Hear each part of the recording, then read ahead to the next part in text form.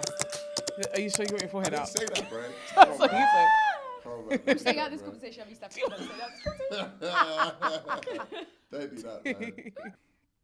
Welcome and welcome back to How to Make a TV Show Without a Studio. My name is Imeldha, writer, director, producer, and professional sad girl, both in emotion and social anxiety. I'm here with Michael eloni-honnah. Eloni-honnah, writer, director, producer, musician, and I'm wearing purple today. I've been trying to do a different one every time, and they've been really good. You've been resorted to your clothes. We are two filmmakers. No. I'm Michael eloni-honnah, writer, director, producer, musician, and I am Warhol in the flesh. I am Walt Disney. Nike. Google. Because I'm wearing Nike. It's all right, carry on. We are two filmmakers passionate about stories, and we are trying to figure out how to make them and how to get people to see them. What is the title of today's episode? This is episode 8, and it is How to Cast Your Cast, The Interview. I keep doing that like I'm going to edit The Interview in my hands, but I'm probably not going to. Yeah, please don't do that, because that's like... The Interview. If you haven't yet, please watch our last episodes. There is a few. They're all up on this YouTube channel.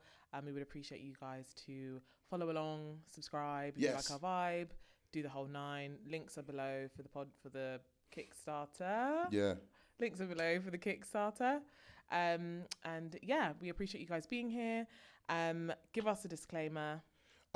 Me and Imeldha are just talking from our experiences coming from the film industry. We do not believe in 10 steps. Although this is how to build a TV show without a studio, we don't believe in 10 steps to life. We don't believe in 5 steps to life. We don't want to Stephen Bartlett the world and be like, hey, this is how you do things. We're just here giving you some experiences, and hopefully we can be like little bookmarks or little notes in your bigger essay in life.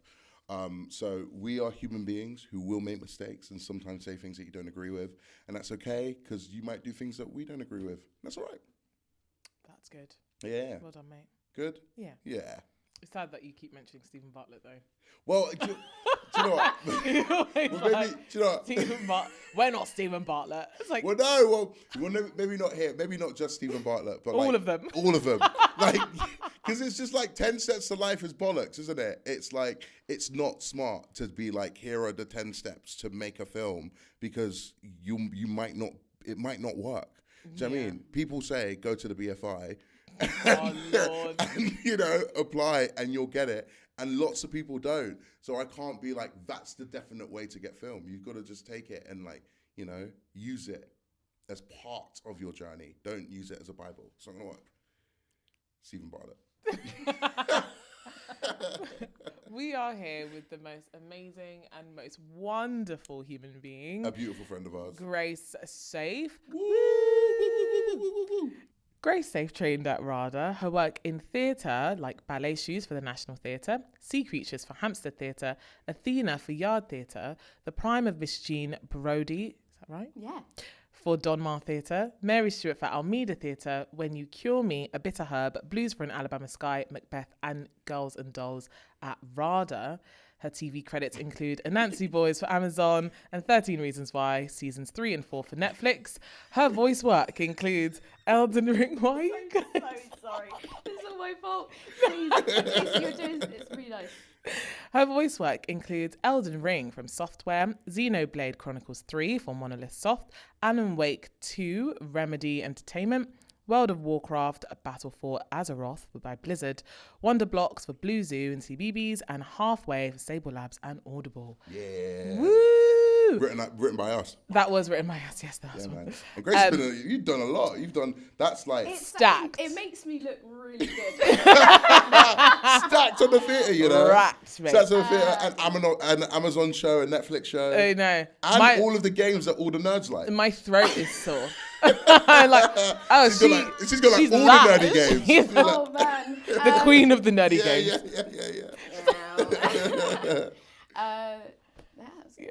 That's my life. How are you, Grace? I'm good. Good, man. It's good. really good to have you. Thank you. I'm really happy to be here. Yay. Both of you. Yeah, Very man. excited.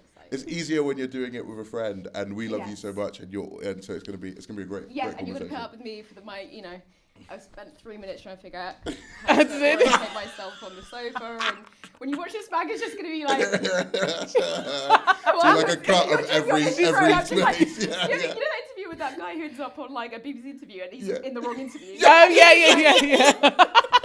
It's like I'm not meant to be here for the first like intro. That's hilarious. Oh God. Okay, so how did you get into the industry?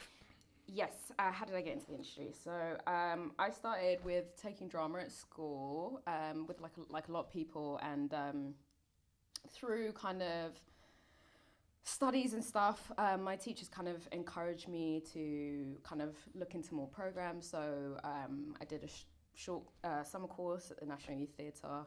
That was like a 2-week course, and also I went to Northwall Art Centre in Oxford, and they have a kind of residency program there where you're working with new writers, and you have an ensemble, and you work in literally a very short time frame, and you kind of put that stuff together. It was my drama teachers at Hazelwick that really intrigued me, because at that time it's just a subject, you know what I mean? Like when you're in school, I don't know where people are watching this from, but drama I feel like is kind of seen as a lesson where you can just like bunk off from students, like you just piss around and and it was maybe our teacher's approach. I had a teacher called Mr. Williams who kind of pieced in a lot of real world history into our subjects. We didn't quite follow a curriculum per se, or I don't think we followed the curriculum like other schools did. And this isn't an art school or a specific like specialist school, just a regular school. And he would teach us things like, I remember when we were doing Romeo and Juliet, he brought in these images from the Bosnian genocide, from the Civil War. Wow. Cool. And there was a couple called Admira and Boshko who were caught in crossfire as they were trying to escape the city together. And there's this very famous image of them lying in each other's arms.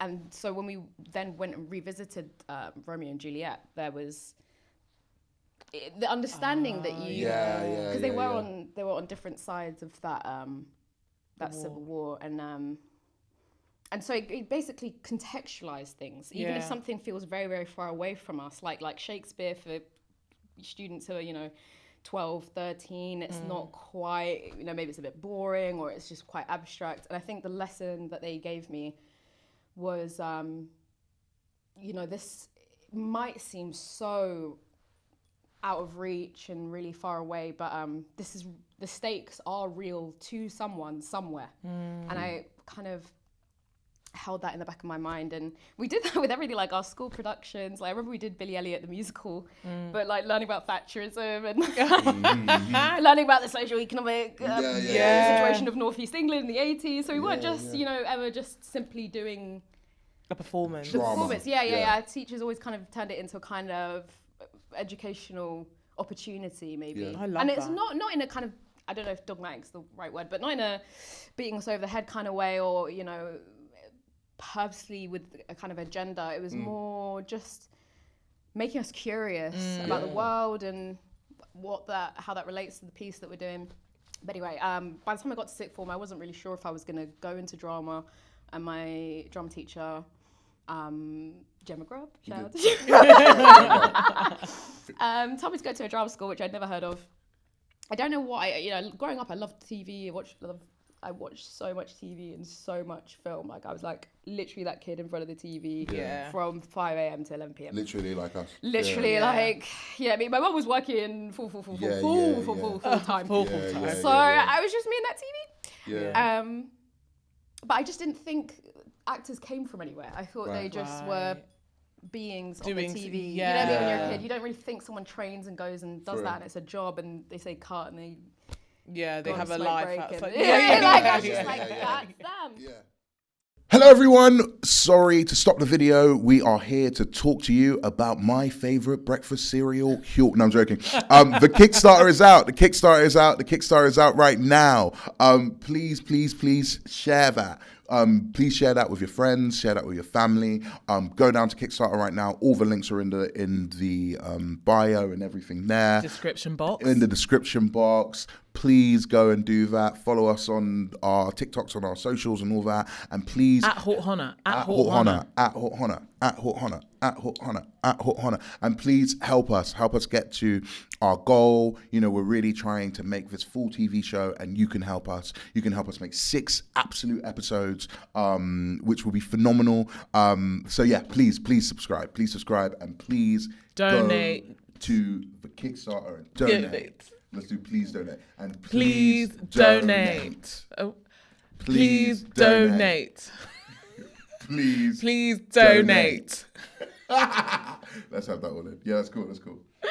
Amazing. So I went to drum school, auditions, and I got through and I got offered a place. And I'd say even at that point, I wasn't sure I wanted to do this in the industry. I kind of I asked my mum if I should go to uni or drama school, and my mum said, you should do drama school while you're young, while your body is young. You'll be tired. Shout out, Mom. Yeah, and you can go to uni at any time in life, because my mum's gone back as a mature student. So at first I thought I was going to drama school for maybe a more practical experience. And a lot of my stuff in school was ensemble work. We did like Greek myths or Shakespeare and stuff, and a lot of it was just ensemble, no text. So I also wanted to challenge myself to know what it's like to be an individual performer, not part of an ensemble. And it was literally, I'd say, probably at the end of my 3rd year that I thought, okay, I think I will actually go into the industry, which might sound like a bit insane, but I just wasn't, I think there's the practical part of my mind, like no one in my family is in the arts or is from that background, and I wasn't really sure like how likely it is for you to actually do something like acting full time. Yeah. So in a lot of ways I've been lucky. I think also I was lucky in that the stakes were quite low for me. For a lot of people who'd been trying to go into drama school for multiple years, I didn't even know this existed. And honestly, I thought my audition was an open day. Right. I thought, because I only knew about uni, so I was like, oh, it's like an open day, but you have to like do a speech. So my stakes were like stupidly low. Like I made some humongous errors, but I was like, you know, if you just don't know a house is on fire, I just had no idea. Like that's so cool though. But yeah, in my 3rd year, I was like, yeah, this is what I want to do. I saw some really powerful performances at RADA during that time, like Tamara Lawrence and Ronke, Declawejo, and they really just transformed like what was possible for me. But transformed what was possible for me. And they were students at the time, or Ronke was a fresh graduate at the time, and yeah, it just changed my whole world. And I thought, well, whatever it is that they are doing, that's what I want to go and train and be able to do, and I want to keep striving for that level of performance. Really sick. That's really dope. I love that. Yeah, man. That's good. I know it's like heartwarming, isn't it? It is, isn't it? For real, I think like one of the things that I really admire about you, knowing you as a friend, is I think that like how normal you are. So like particularly when we're in the industry, you have a lot of like, sometimes you have friends that you've made like when you're on a job, and like, okay, we met when we were on a job, and then you talk a lot about acting stuff. You talk a lot about like film stuff, and that's great. You can have those relationships. But I think what we found with you is like we've had you in our house, and we've just been chilling and just been like talking about like normal work, and you're not one of those people that necessarily like screams about the work that you do. You're always like, oh, sick. I'm it's nice to know you as a human being. Yeah, and to know that like acting is something that you actually just like live. Yeah, like it's not. I don't really get like the, you know, hey man, I'm trying to make $1 million. Oh right, like the hustle. Yeah. And it's like, but it's also like you're like she's crazy with it.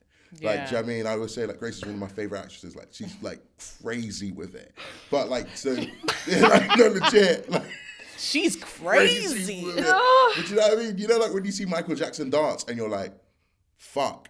I feel the same when I see you act. Yeah. But yeah, I think the way that you are as a human being really, and hearing that background shows that, like, you know, acting is just like the thing that you like love to do. And it's also nice to hear it from that perspective, because from this whole from this series, while we've been doing this podcast, we've been doing a lot of talk about like your whys, like what is your why? Yeah. So yeah, I wanted to say that before I wanted to give you flowers before we go in. Because it's nice to be like flowers handed. Flowers. yeah. They're in the pod over there. Yeah.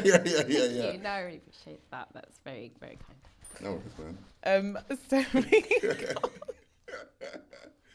So obviously we've been talking this week about like casting, and I just wanted to kind of ask, like, what is and you've been in loads of things, as we've seen, both screen, theatre and audio stuff, and not a lot of actors, I believe, are as multifaceted in regards to acting as that. What is a typical casting experience like for an actor, and maybe what do you also expect out of the casting experience? So I don't know if this is really reflective of how it goes for like other actors or for the majority of actors. Primarily, I'm getting my material through my agent. They send me through work. Sometimes it's been a bit more. Sometimes you're just taping, sending off tapes. That's kind of gone up, I think, since the pandemic. And there's kind of pros and cons for that. There's a lot of actors who cannot afford the travel expenses. So it's much better to tape from home. There are other people who feel like they are stronger in person. So it's kind of frustrating to be locked behind like tapes. But yeah, through tapes.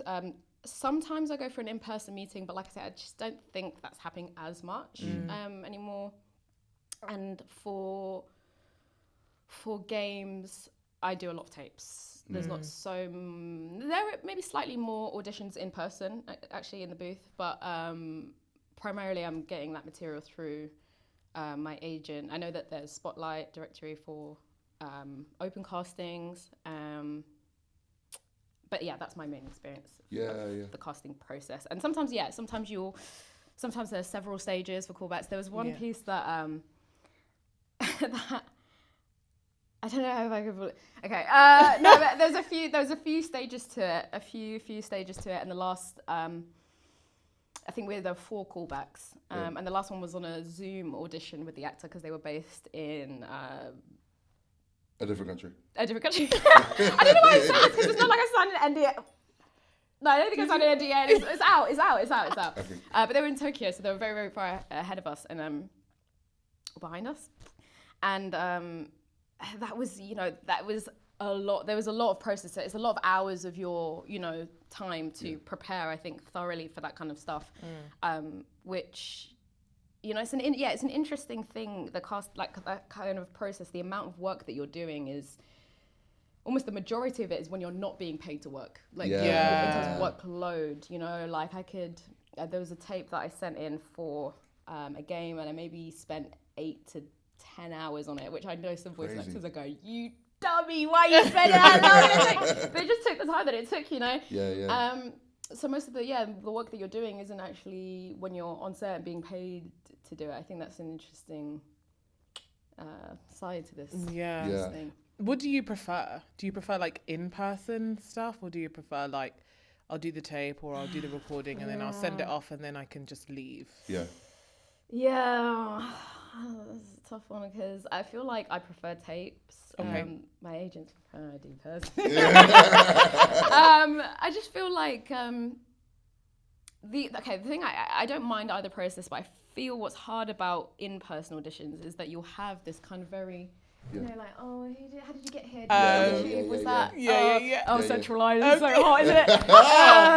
And you're like, okay, and your kid's dead. Right. Too much. I think I play into that kind of jovial, kind of cordial nicety thing. I find it very hard to switch that off. Right. And then go into, because it's not like they go away for like 10 minutes and then you're literally going straight into it. And I just find it really hard to make that switch. It's that kind of like that British niceties, kind of like, and then you're trying to do something.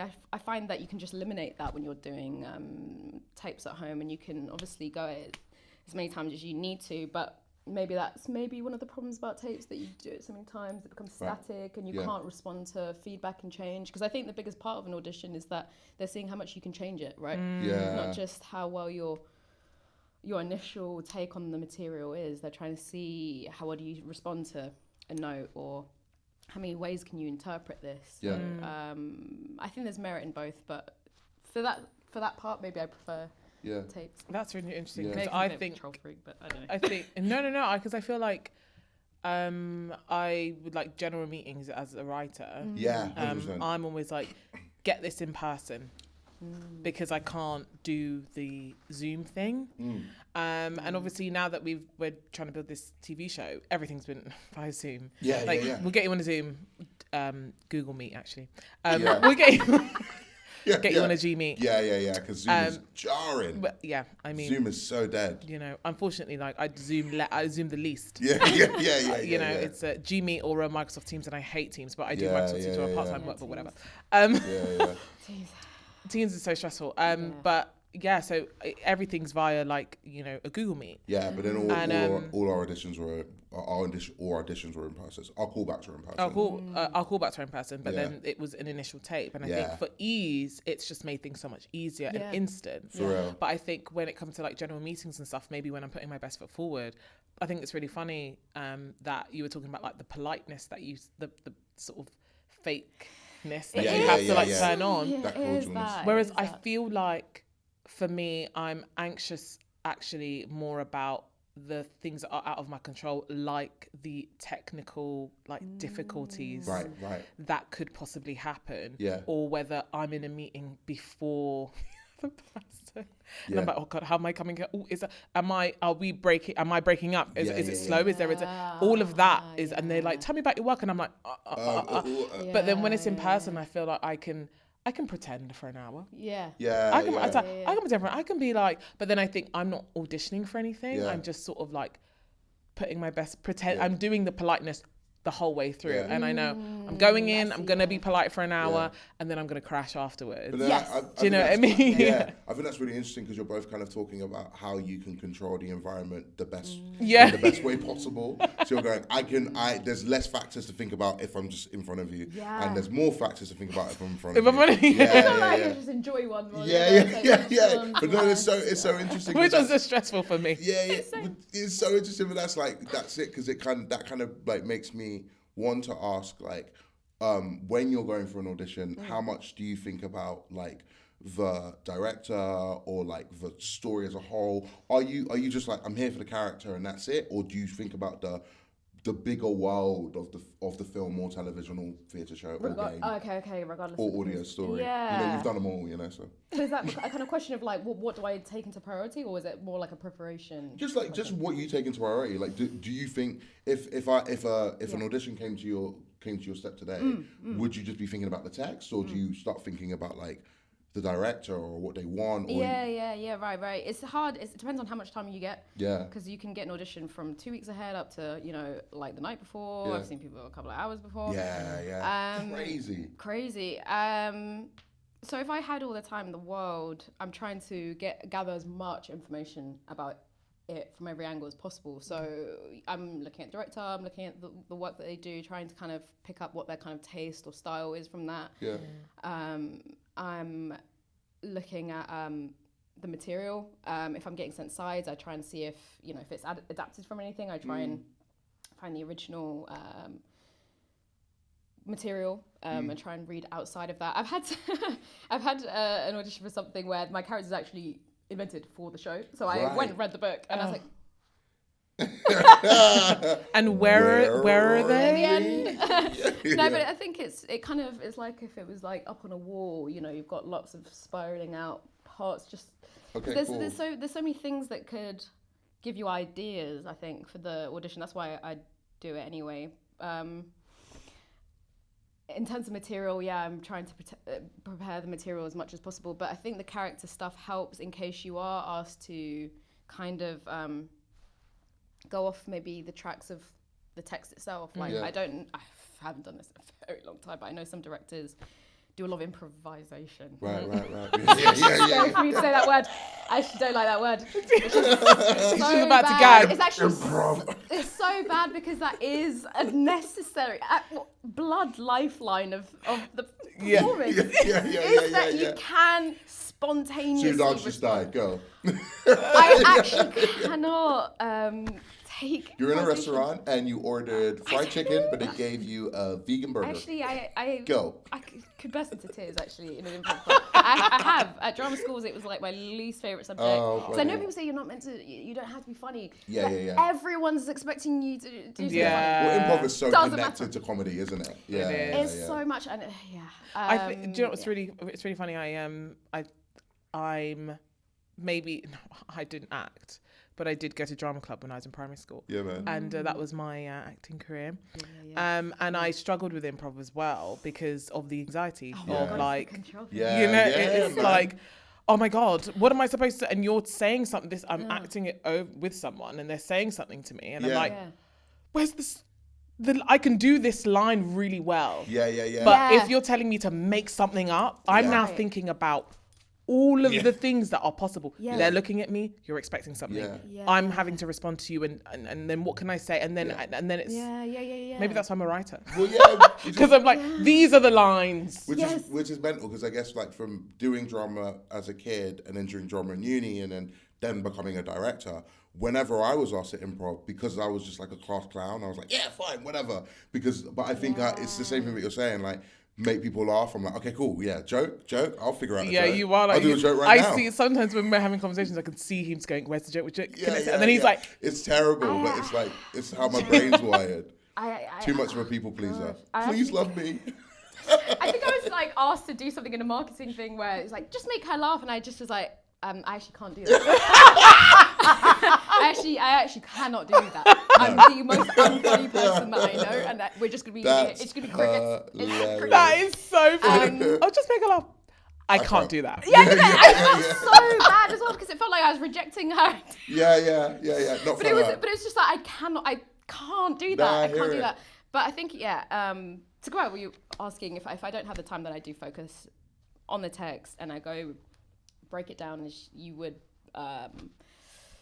objectives and beats and motivation and everything. Like I try and fill it out as much as I can. Cool, man. I was gonna ask, do you feel like there's a difference between like the characters that you have been casted as and the characters you want to play? I do think there's a difference, and I think it's interesting having worked in voice stuff as well. My casting, those are very different. Wow. What I get cast for as an actor, like for theatre and screen, is in a completely different world for what I get cast for voice. I'm not sure why that is. I think a big element of it is that it is just sound. It is just voice. You're a lot more free in terms of what you can be interpreted as. I tend to get brought in for a lot of kids' work, kids' voices, which I kind of really enjoy because they're very free. Young children, before you kind of take on a lot of insecurities or a lot of like discipline moments that go wrong and change your core beliefs or change how you view yourself. There's a lot of freedom in that, and I think it's kind of good practice for me to go and do a character like that every once in a while, because it is just a very different way of seeing life.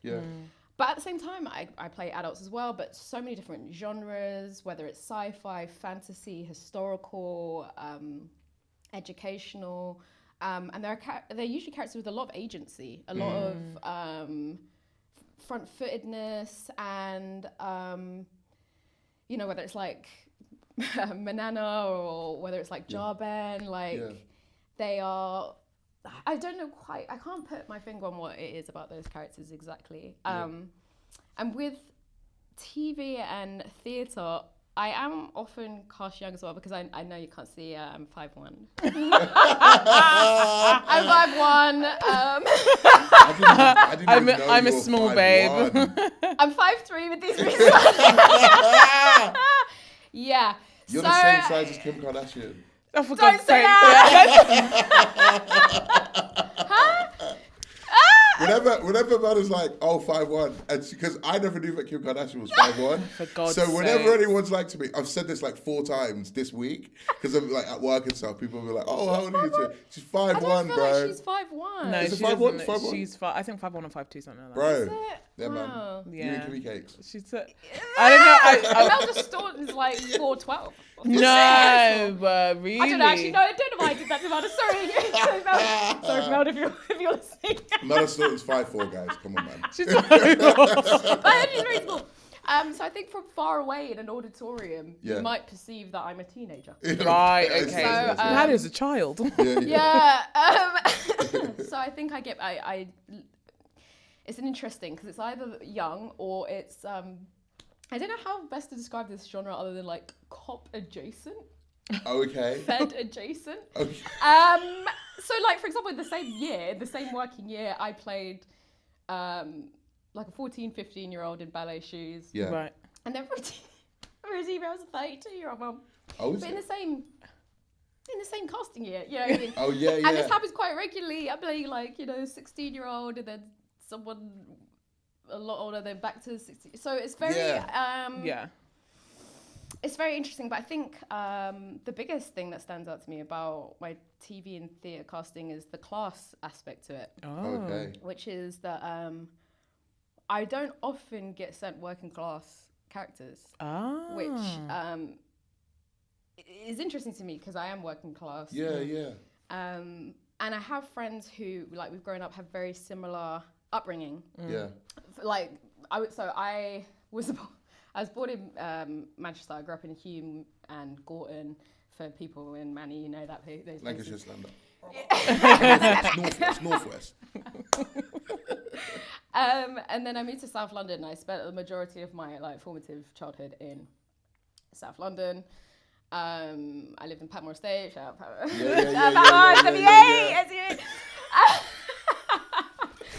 And then I moved to Crawley. Yeah. Shout out Crawley. Shout out. Kind of. What about then in CRW? Broadfield.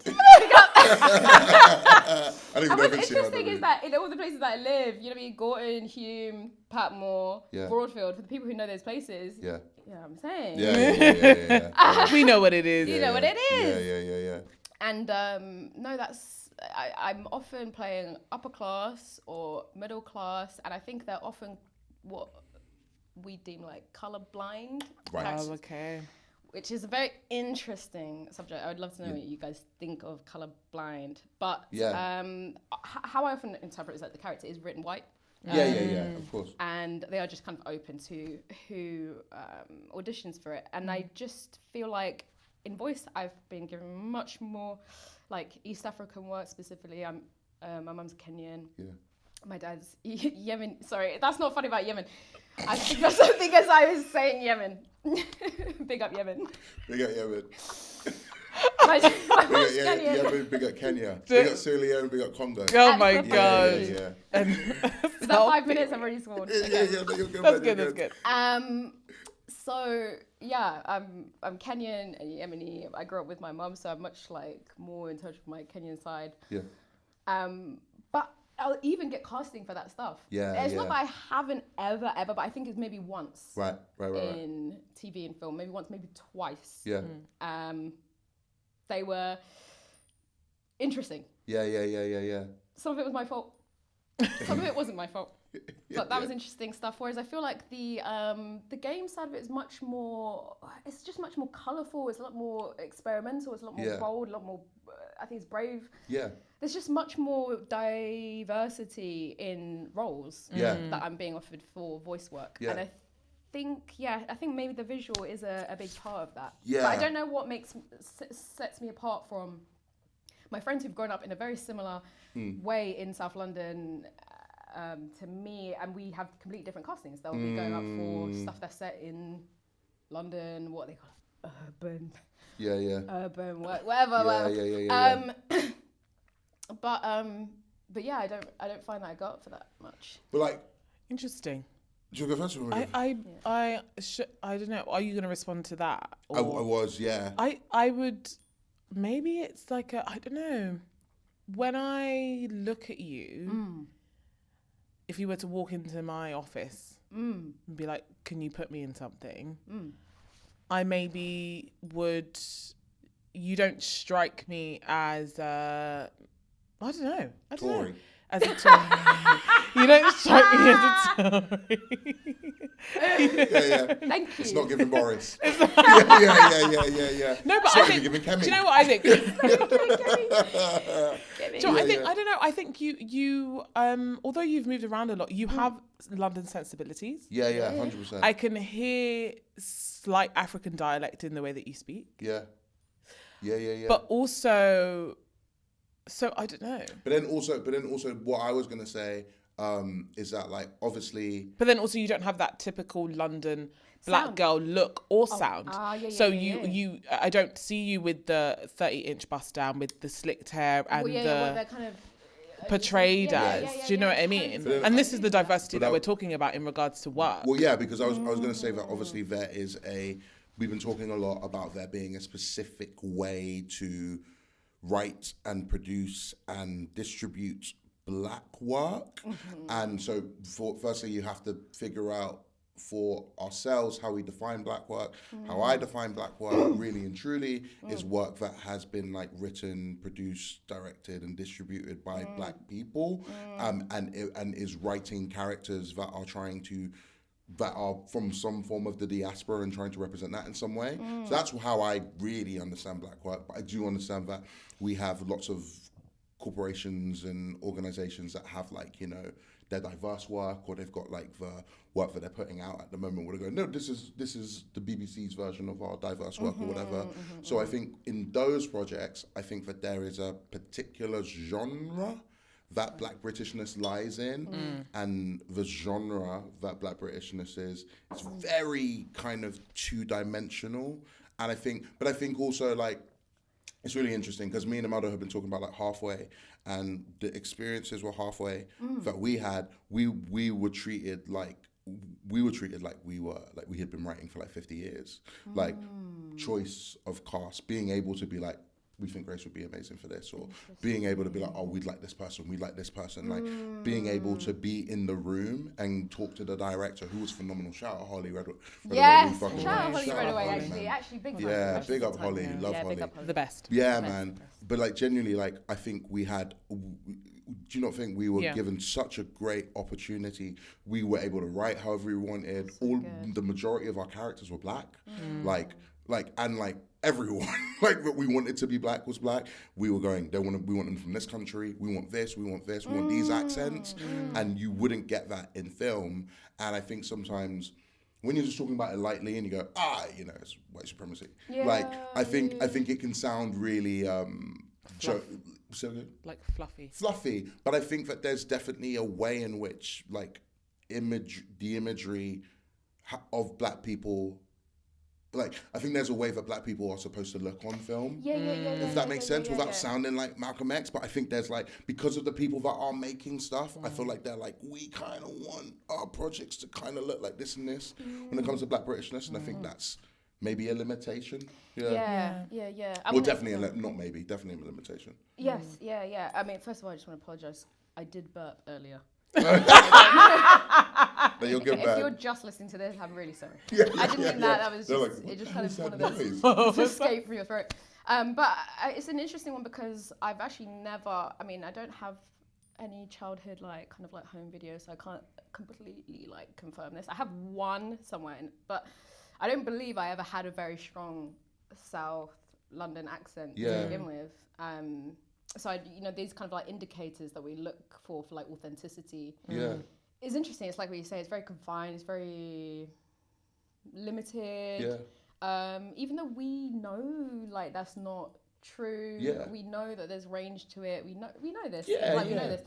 And there's other people that I know who have like really extremely posh accents. Completely RP and are grown up in another estate. Like, you know, close by. So it's just very.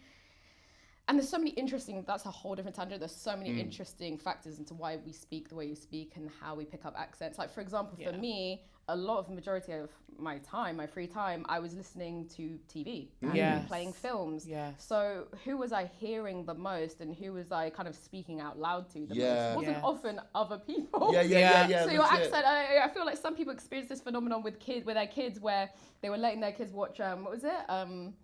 Is like Angelina Ballerina or something, and American kids always like British accents. Kids. Yeah. Like really interesting. Like anyway. Like the girl, like the villain in High School Musical 3. Who's like? I've literally just rewatched this. Who? You know the one that's like supposed to be Sharpay. Oh. Yeah. And she's like, hello, I'm here to tell. Do you know what I mean? Yeah. Who are you supposed to be, girl? I want it all. So jarring. So jarring. She is annoying. No idea. I recently did a High School Musical and / Camp Rock. Oh my God! Yay! Man.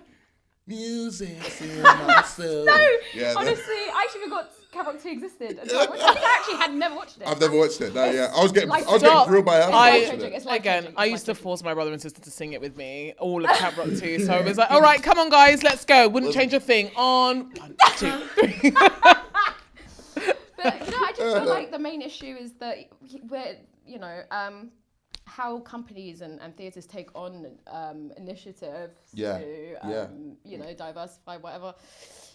It's kind of locked up if the overall structure is not changed. Yeah. You know what I mean? Because you're kind of trying to bank on people's imagination. I think a big part of casting is your imagination. How can you, if someone's in front of you not presenting, some parts of the industry are very straight down the line.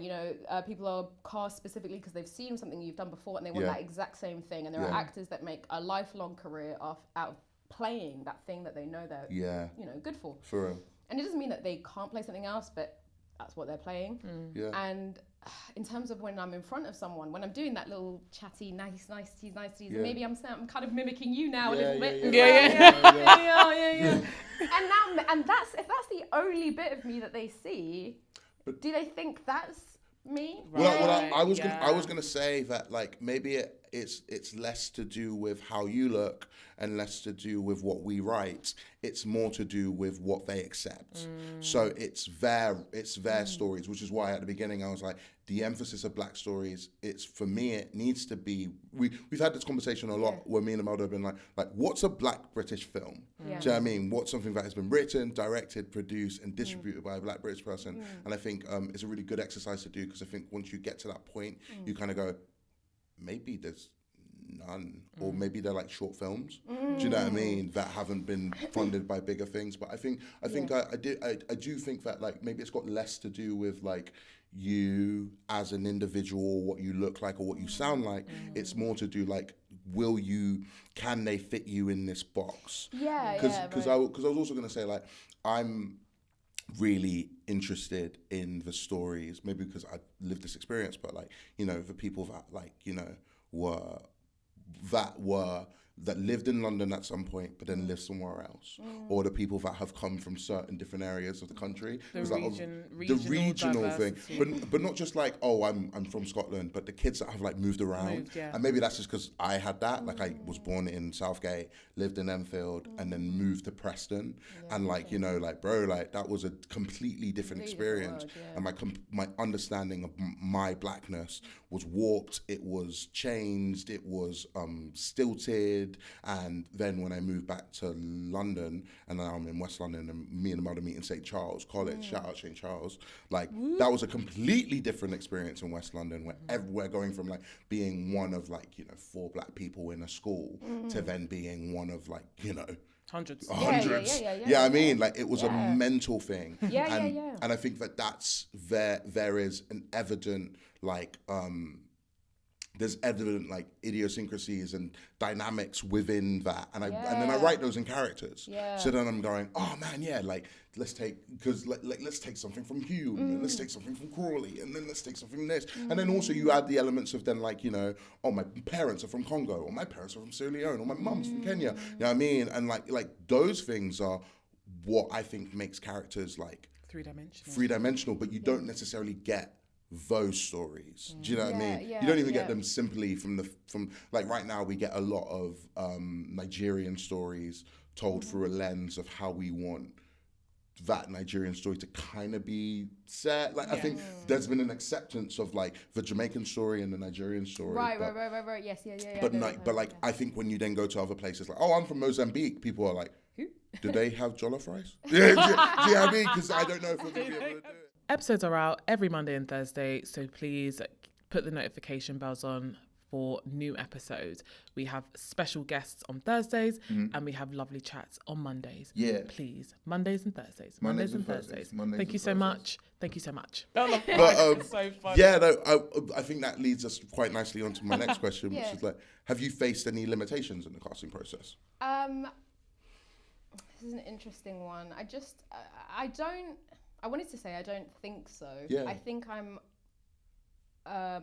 gratefully offered a kind of variety of different characters, but I mean this is very different, very like a kind of tangent. There's sometimes on a technical level I'm dyslexic, so sometimes I find like sometimes you get offered more than one piece. And they can suddenly flip on you something like that you've never put your eyes over even once. And I find I've had one audition that was like hilariously bad because of that.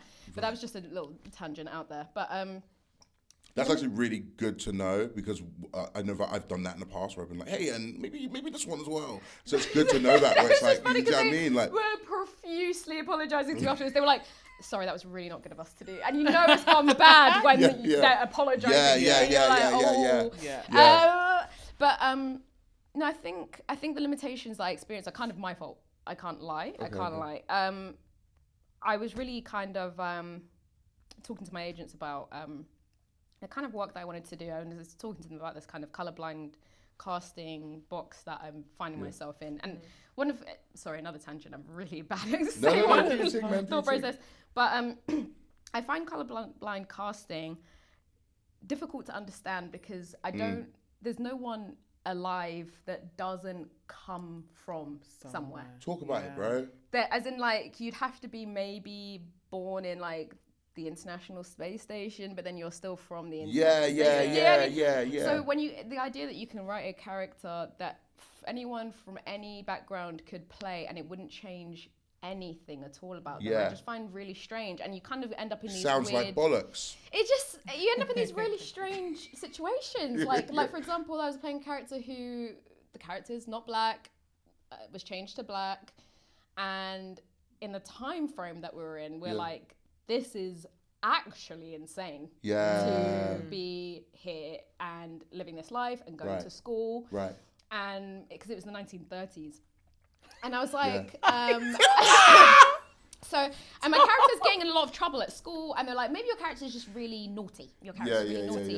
And I was like, would I be naughty? But I was like, yeah, no, would I be here? But my character could be naughty. My character could be naughty, and that's a lot of bad behavior. But never once was it even thought of, do you think she's being bullied because she's literally the only black person that anyone has ever seen? And you can go and find you know what I mean? You can go find like British Pate, whatever, those old videos of street interviews of people being asked, how do you feel about black kids going to your school, and how do you feel about black people moving to Britain? And you know what the general opinion was. And also, just to say that then another black character appears in the story, and my character just never clocks it. And this is not to go doesn't say anything, and this is not to go at the writer or the director or anything like that. It's actually just an interesting thing is that thought never enters their mind until the actor brings it up. And I think, it could be the small things like, she flips her hair up into a ponytail, or she puts her shoes on the bed. I'm just I'm being rude. No, I hear it. White people that don't go shoes in the house. There's bare white people do that. So I love white people. So do I, man. But I just don't think that white works. people. And I feel like often we're kind of seeing a lot of historical dramas where we're kind of going, well, the fun thing is we switched it. Well, yes. Everyone's black or everyone's this.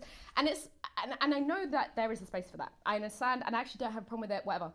What I'm actually kind of looking for is to play people in worlds that I'm adjacent to, or to have stories that, that it makes real sense for them to be there, and not in I don't want anyone mixing me up with any groups of people who are like, yeah, stay in your lane. Yeah. You're very happy about what I'm saying, but It's so interesting that you're saying that. I think when people attack DEI or diversity initiatives, it feels because like you're being shoehorned in. And the problem is, if you aren't diverse in that casting level and in the writing and the production level, they are just trying to shoehorn you in because they have no idea how to write a story, or they would commission people who could write those stories. So do you know what I mean? And I'm also kind of don't want to be in the 13th century in some. Well, do you know what's really interesting about your saying? We've had this thing. I don't even know if I want to say it. Maybe I do.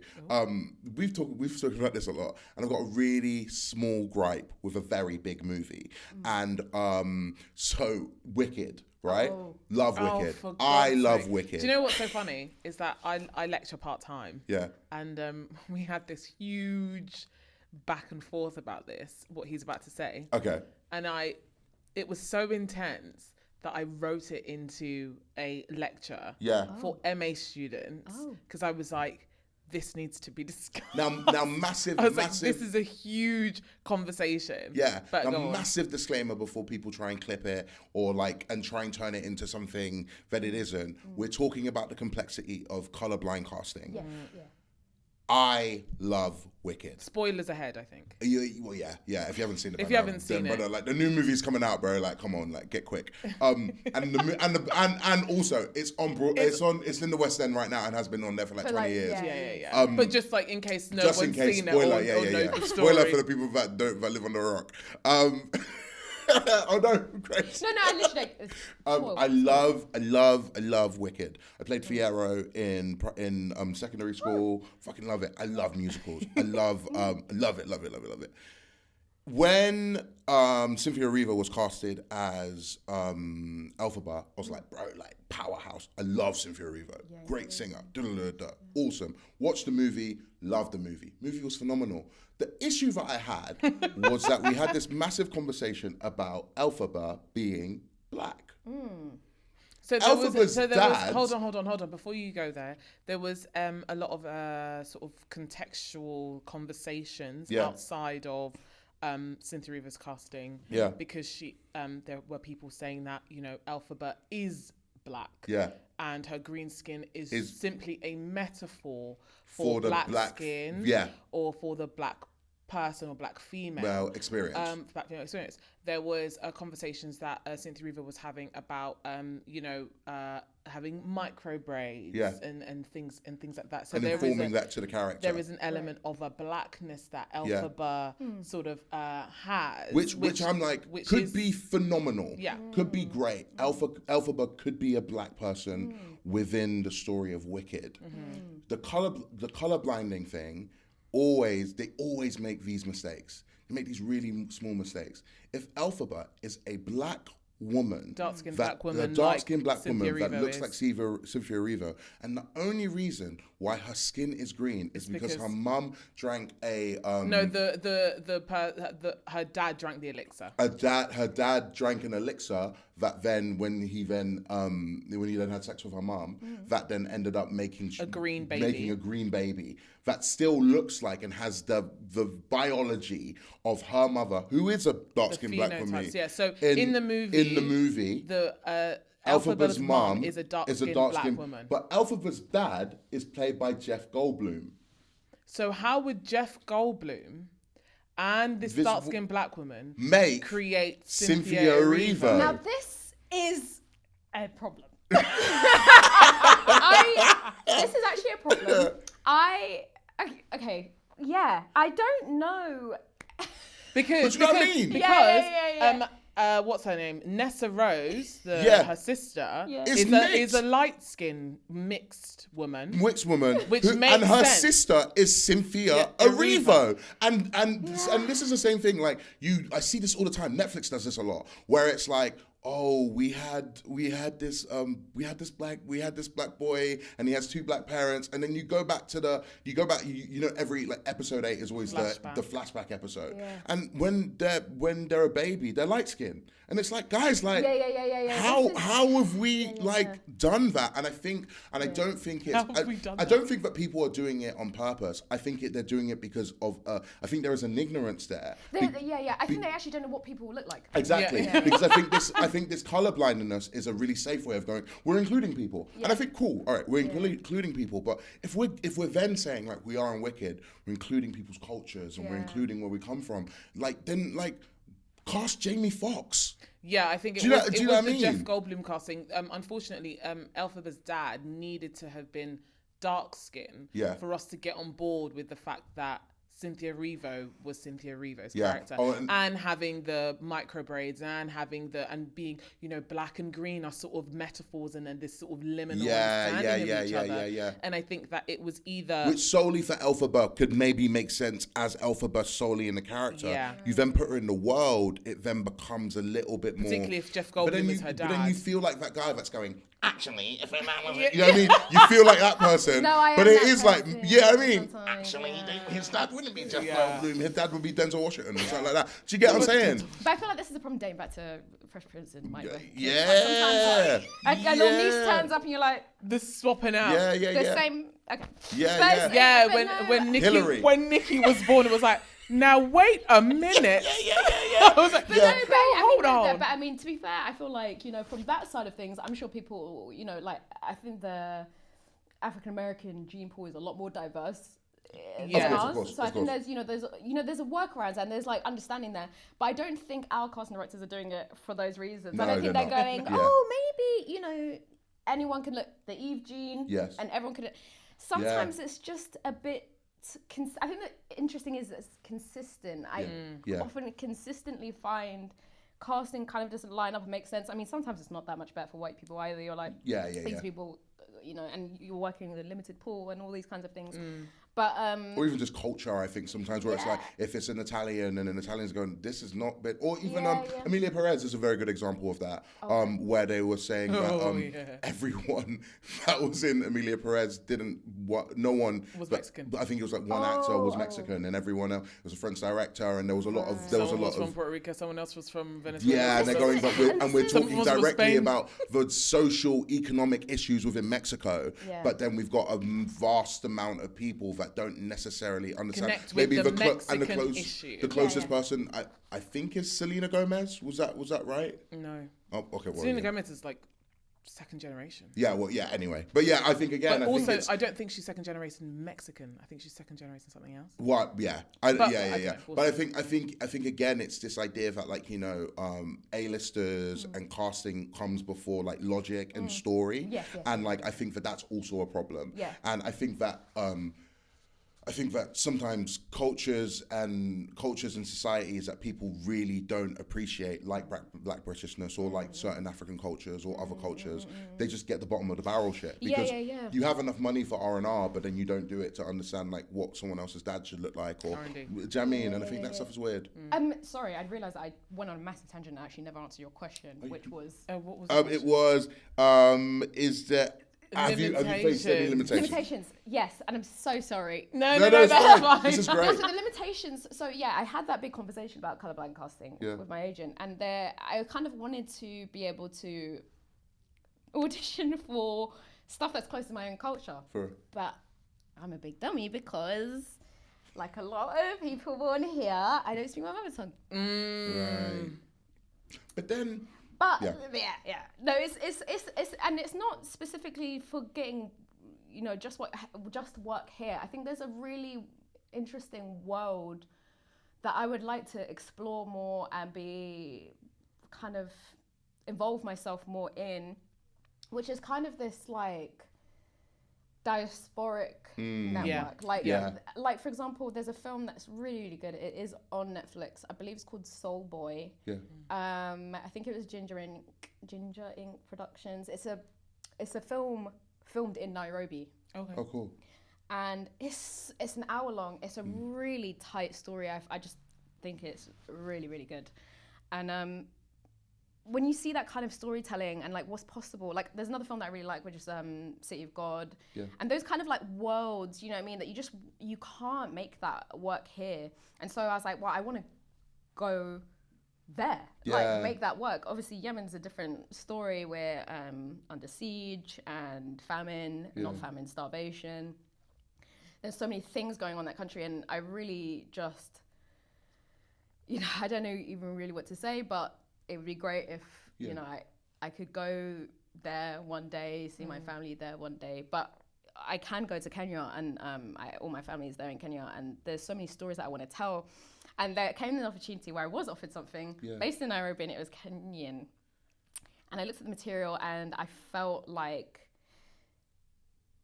if it's not a Kenyan writing it, you're going to fall for some traps, which I felt like it did.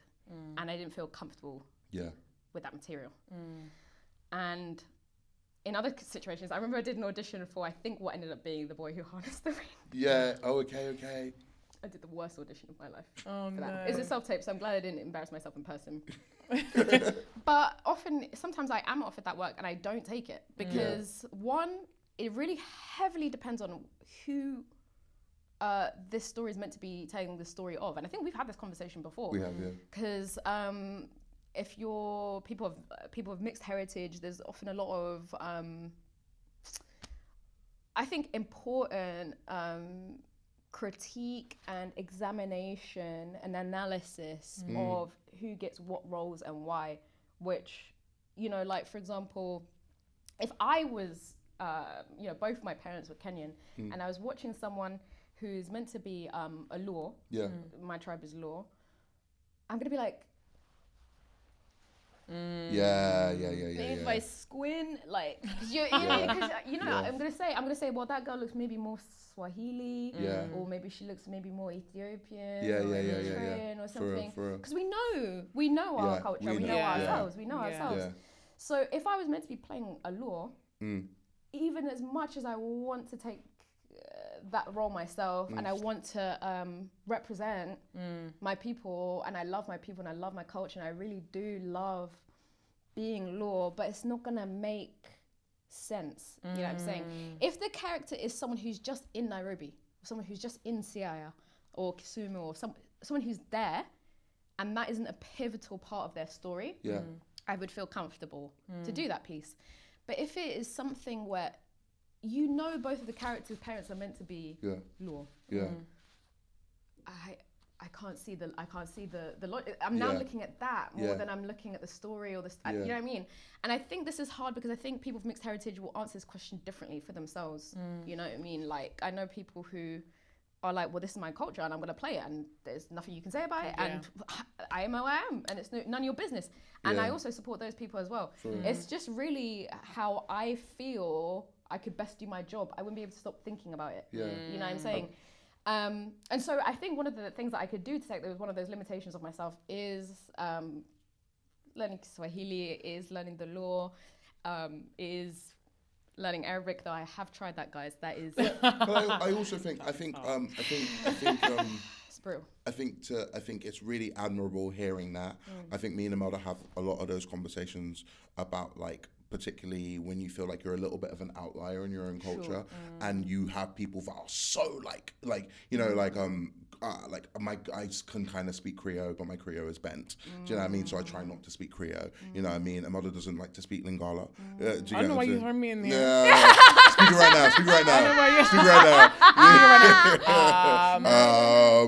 Labanda. What's trauma attached to it? What's that supposed to do? But I was gonna say that, like, you know, I think that we need to give ourselves a little bit of grace in that space. Sure. A little bit of Grace Saif. A little bit of Grace Saif. Because I think that, like, you know, there's been projects of that I've written or conceptualized, or like, I'd love to do this in Sierra Leone, but maybe I'm not the best person to do it. And I think there's something beautiful in being able to be like, even though I'm from this culture, you know, we don't have to have like a colonizer mindset where it's like, just because I'm from here, I must do it. Like, there might be someone, do you know what I mean? There might be someone that could do it better. Exactly that. I think I just wanted to just caveat, like, if it made it sound like people in Kenya don't speak English. Yeah. Predominantly They speak English, definitely by the do. way. But you will see it in the script. The challenge will come up if your character is switching from English to Sheng, which is, you know, kind of like Swahili slang spoken like in Kenya, which is mixed with a lot of English and stuff. If you can't pick up on those nuances of the text, you know what I mean, obviously you can go study that stuff. I'm not saying I could be, you know, I could go and study and do this really well. And, you know, I just wanted to put that out there that, you know, I'm not implying that. Yeah. But, it depends on the script. Yes. But I think that's a really important thing, because then that is creating maybe a space in film where people can write an array of different stories, and we don't feel as Black people, or however we identify, that we have to represent everything and anything at one time, because we live in a space where so many people, hopefully there can be this utopia where so many people are writing stuff. And then wouldn't it be great if there was like 10 different Kenyan films being made this year, and there's one that you could be like, I'm going to be in the and you know what, and then the story that resonates, it's like, I'm going to be an English speaking one, while this other one that's in the mother tongue is going, while this other one that's a sci-fi is happening. I think, you know, like what you said as well, is you're not kind of, I'm trying to veer off any kind of sense of going somewhere and feeling like you're the one who's going to start something. I think there's like there's a trap, a really big trap, like you say, a very kind of something that we have to kind of examine in ourselves when we grow up inside of empire, really, that there are things that we're being programmed into believing as well, and I really have to keep an eye on that in myself. And there are so many, there are production companies, there are artists doing beautiful work already in Kenya, and I just really want to be able to audition there as well as here, like how, you know, some friends, they audition in America and they audition in Britain, or and also just there's so many multiple reasons why I want to do work in Kenya, to be like closer there and to family, and to take in just, you know, a different environment. But the biggest thing is I feel like there's a kind of stagnation that maybe we're avoiding talking about in the industry that's happening over here, and a lot of it's economic. We are going through a recession, hugely massive, and we're not talking about it that much because everything was kind of saying, you know, it's going to bounce back after the pandemic, everything's going to bounce back, but things have basically permanently changed from this point. And I think that stagnation has led to a lot of fearfulness. It's a combination of private equity and the recession, where we're kind of trying to go back to IPs that you already know. So we're seeing a lot of remakes or sequels, or we're reinterpreting this book for the 9th time, or, you know, we're kind of reproducing the show that we already had. You know, we're trying to, you know, stay very adjacent, and I'm seeing it kind of spill into theatre a bit as well, which is kind of strange, because it's kind of meant to be the last bastion for fresh, new, provocative writing. And not provocative in a rude way, kind of like trying to get under people's skin, but there's been a complete abyss in the theatre scene, where, you know, I remember when I was in drama school still, there were plays on about Ukraine, there were plays on about the Oslo Accords, there were plays on about different wars, different events, different politicians, monarchs. There were plays that were, you know, on the edge, and that's what theatre's always been, as in from Greek times till now. It's a sphere for ideas and political debate, and anyone who kind of wants to say, you know, depoliticize art is not, you know, art isn't political. You're talking about something quite historically different. If you're talking about the actual arts historically, where we can trace it, at least in Europe, that is absolutely its goal. Like the Greek play was about rhetoric, and it was in a space where actually only, you know, sort of important citizens could listen to. And whatever, Brecht, when you go into Brecht, and when you look at any European kind of theory that informs most of modern British theatre, that is under a political situation. The stuff that I learned about in Bosnia, there's a theatre company called, I think it's MTM 1974, it might just go by MTM, but it's Mostar Theatre, and there's a Mostar Youth Theatre, and they performed throughout the war. There was a bombed out cinema, and people would sneak into this theatre during ceasefires to, you know, put on a play about what was exactly happening outside of their walls. There are theatre companies still working in the Gaza Strip. The Palestinian right now. theatre. Exactly, who are trying to make sense of what's going on, happening to them, their destruction. It's such a different mindset, and our theatre used to be like that too, but there's been very minimal stuff, because we know that our money doesn't come from a place where it's completely clean, or even condition free. And there's a lot of countries that operate still on a state funded theatre basis, where your funding comes in regardless of what you put on or don't put on. And I think that the kind of in the 60s and 70s, this was very evident, and 80s was very evident in our scene. You know, like if you think about that play, I've brought this up to a friend before, but there's a play, and I'm really sorry I've forgotten the name, but there's a scene where this baby gets stoned to death in a pram. It was a very it's probably not reducing the play to, you know, just that. And I've heard it is quite classist in a way, but that's by the by. But there were people walking out of the theatre going, this is disgusting. But that theatre didn't lose its funding. That theatre didn't get cancelled. People still go back to the play. Some people who weren't going to go did go. And that's the nature of theatre. And I feel like, you know, limitations that I'm finding in the casting, I don't think so much is about what I individually get offer. I think I'm lucky in that regard that I have a variety of you know, roles offered to me. Yes, they are a bit like cop adjacent, like nurse, wife of a cop, or is a cop, or is a school student but kind of functions like a cop. But I think really the limitation is a limitation of what we're all experiencing, which is that there isn't that boldness in stories that I personally see more in games and anime. Like the kind of stories that you get in anime, like really, truly. Like I know this is silly, I'm just gonna throw some out there, but like, you know, like Bongo Stray Dogs is such a different thing. Sakamoto Days is so different. Apothecary Diaries is so different. Freyrin's so different. Like obviously there's the big shonens as well, or you know, whether it's Chainsaw or Jujutsu Kaisen or whatever. But you know, like Cowboy Bebop, there's so many, and I think that's why the film does draw continuously from games and from animation, and vice versa. They feed each other. It's just more stringent. But then that brings us brings us really nicely into our last question, which is obviously because we've been talking a lot about trying a lot.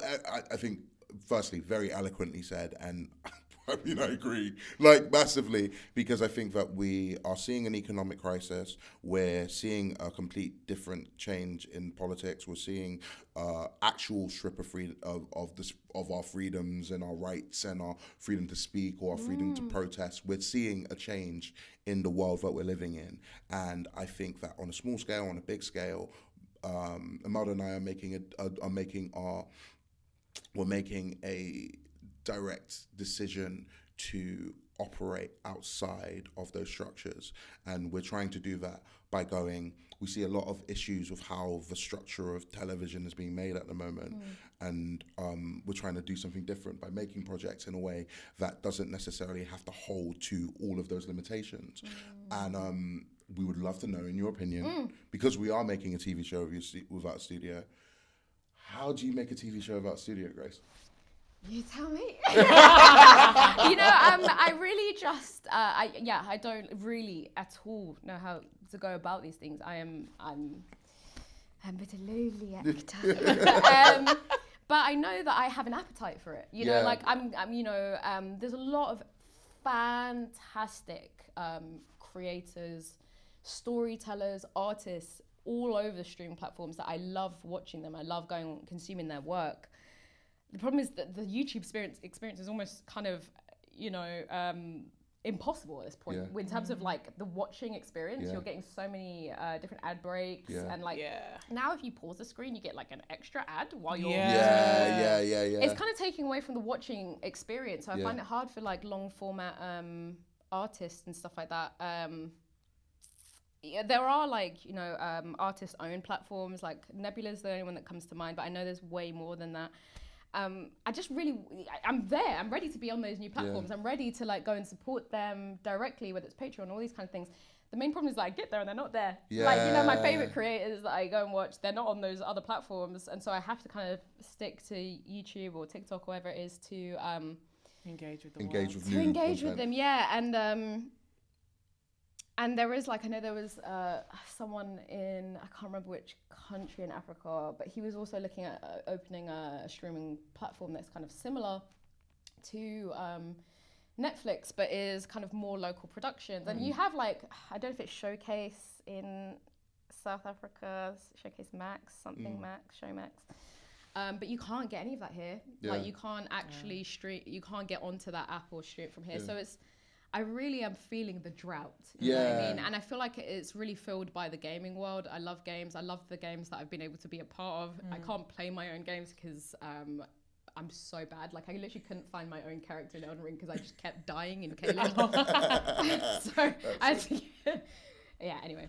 I had to wait for other players to get that so I could see myself. Just watch the stream. Yeah, literally watching the streams like anyone. But I think what's interesting about the indie game scene and how it's kind of blowing up is they have something like Steam, where indie developers can put their game up for sale on this platform, and some games do really well, like Stardew Valley or other like kind of like small teams or small base. I mean, even like Expedition 33 blew up, and it's a much smaller team. They are, you know, professional studio, but I think that's the missing piece of the puzzle, because we can go onto streaming platforms, but it's that gamers are able to directly earn money from those sales on Steam.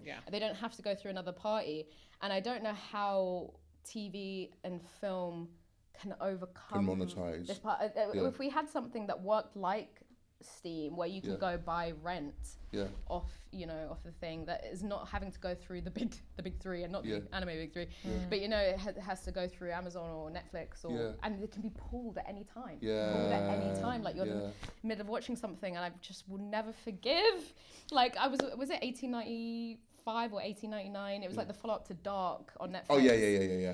I was like, where's my show? I feel like that about teenage bounty hunters. Oh my god. But You're then, killing me. But then go on. Yeah, no, go. I was just gonna say, like, if you were to give any advice to anyone that wanted to start, if like say in a sentence they were like, I'm trying to do this, what would you give them?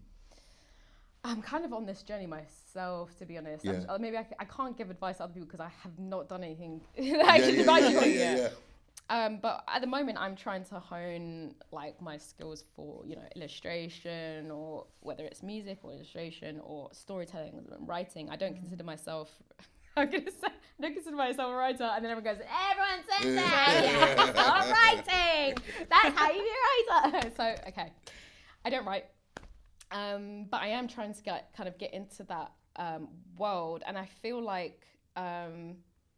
It really is, working it into my daily routine has been like getting my physio into my daily routine. Like I have these certain injuries that I've been going to physio for a long time for, and it wasn't until I kind of looked at it from so many different disciplines that I was actually able to get more out of my physio, and now I feel like I'm actually on my way to progress, not just recovery, but like progress, like in strength and flexibility and other things. And I feel like my craft has been the same way. I kind of was in a very educational setting for so long. Like I went from primary school to secondary school to sixth form to drama school, and then I was in the industry, and I was very used to this kind of studious approach.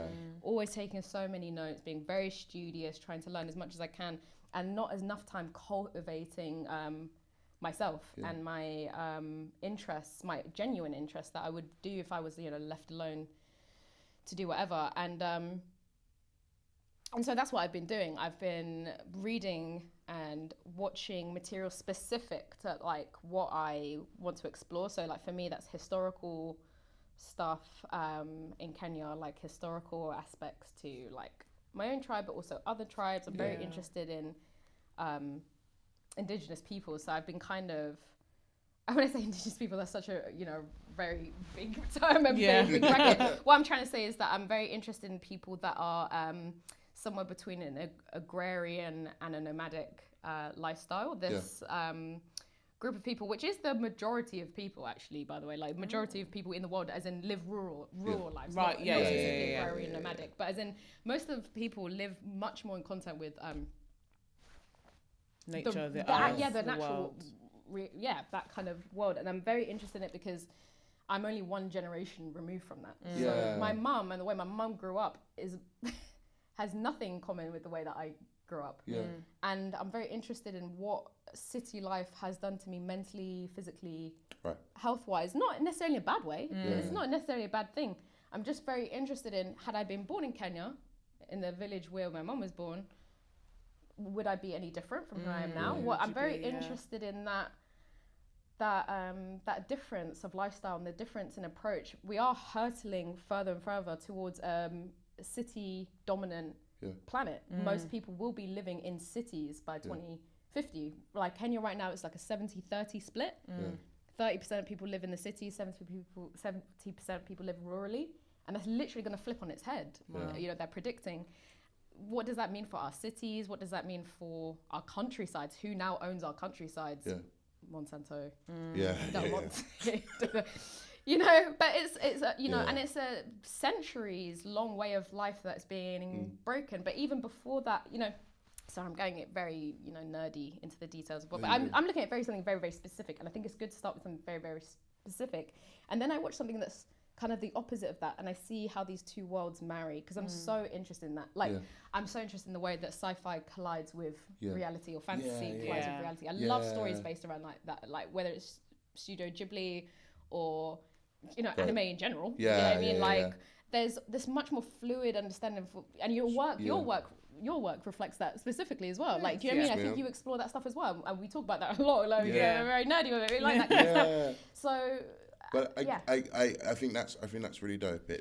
It's like, you know, trying to look outside of what's in the city or what you get every day, and try and look outside of yourself, because there's a lot of stuff out here that we can be eating that we don't, that isn't just the stuff that we're given.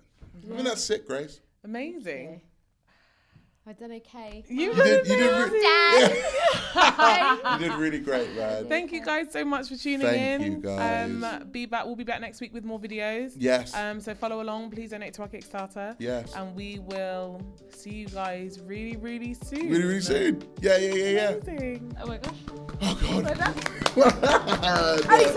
I need to pee. Go. That was amazing. Thank you, so Grace. much. Whoa. That was stunning. We would have run over.